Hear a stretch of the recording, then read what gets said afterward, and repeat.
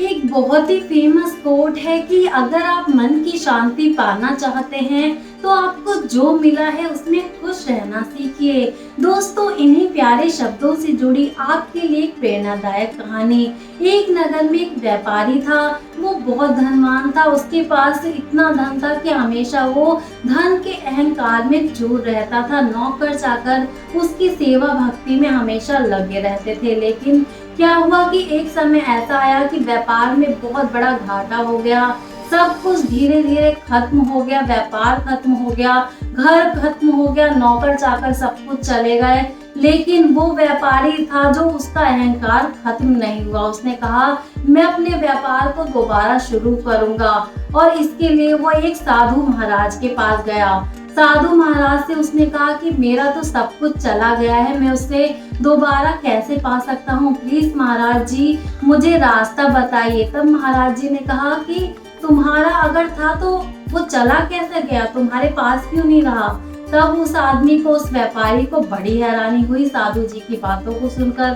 साधु जी ने कहा कि जब तुम पैदा हुए थे तब तुम क्या लेकर आए थे।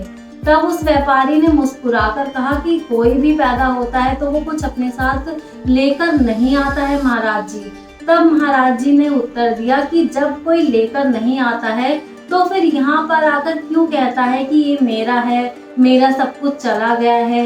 ना तुम लेकर आए हो, ना तुम लेकर कुछ जाओगे, तो फिर चिंता किस बात की है। तब उसको अपनी गलतियों का एहसास हुआ। उस व्यापारी ने कहा कि महाराज जी अब तो मेरा सब कुछ खत्म हो गया है, मेरे बीवी बच्चों का गुजारा कैसे होगा, मैं इस चिंता में हूँ। मेरे को एक दिन मरना है। मुझे पता है, आपकी बातों से मुझे इस बात का एहसास हो चुका है कि मैं कुछ भी नहीं लेकर जाने वाला हूँ, लेकिन अब मैं क्या करूँ। तब साधु महाराज ने कड़े कड़े शब्दों में उसकी निंदा की और कहा कि तुम्हारे हाथ पैर हैं, तुम मेहनत करो, मेहनत करके कमाओ, कोई बात नहीं। तुम व्यापार शुरू नहीं कर सकते तो कोई छोटा मोटा काम कर लो, चिंता किस बात की है। इस प्यारी बातों को सुनकर, साधु महाराज के इन वचनों को सुनकर उस व्यापारी को अच्छे से यह एहसास हो गया कि शांति का रास्ता यही है। और उसने क्या किया, छोटा सा काम शुरू कर दिया। उस रात को उसे नींद भी अच्छी आई और उस साधु महाराज के वचनों से उसने शांति का मार्ग अपना लिया। तो दोस्तों, हमारे पास जितना होता है हमें उसमें ही संतुष्ट रहना चाहिए, ईश्वर पर भरोसा रखना चाहिए। हमें इस कहानी से यही प्यारी प्रेरणा मिलती है।